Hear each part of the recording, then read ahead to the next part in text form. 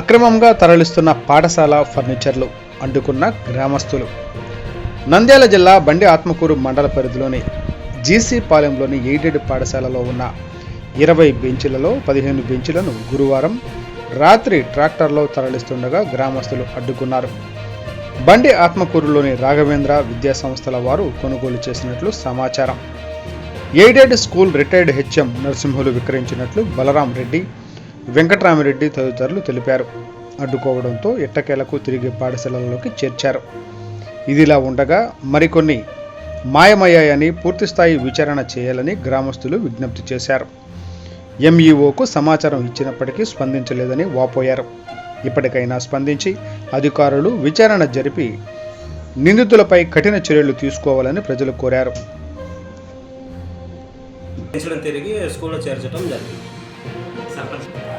కంచాల ఉప సర్పంచ్ గారు కంచాల చిన్నలింగం. ఎన్ని బెంచులు సార్? మొత్తం అక్కడ 20 ఉన్నాయి. అందులో వాళ్ళు 15 ఎత్తుకపోయినారు. మనకు తిరిగి 15 యథాస్థానానికి చేర్చడం జరిగింది. అది ఎవరు ఎత్తుకపోయినది తెలుసా మీకు?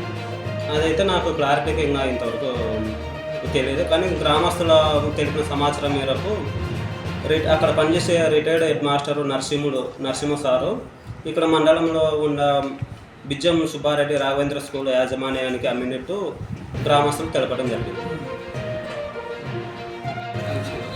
నేను వార్డు మెంబర్ని.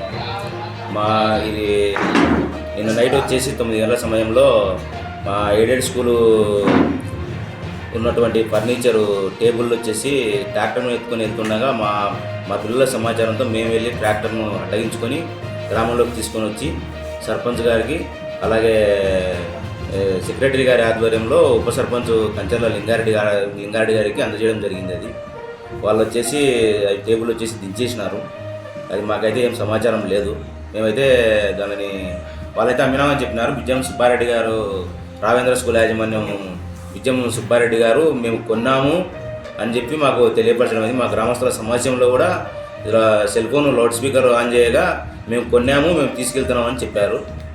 దాని వరకు సమాచారం ఉంది. మేమైతే సెక్రటరీ గారి ఆధ్వర్యంలో అందజేసినాం ఆ ట్రాక్టర్ను అండ్ 15 టేబుల్లని. ఆయనకు ఎవరు అమ్మారంట? వాళ్ళు వచ్చేసి గ్రామస్తులు అమ్మినామని చెప్పినారు, కానీ వాళ్ళైతే ఎవరు సరైన సమాధానం ఎవరు చెప్పట్లేదు. సర్పంచ్ గారు వారు ఏం చేశారు మరి మాకైతే ఇంకా సమాచారం అయితే ఏం లేదు. ట్రాక్టర్ మీ ఊరేనా? ట్రాక్టర్ వచ్చేసి కాకనూరు గ్రామాన్ని.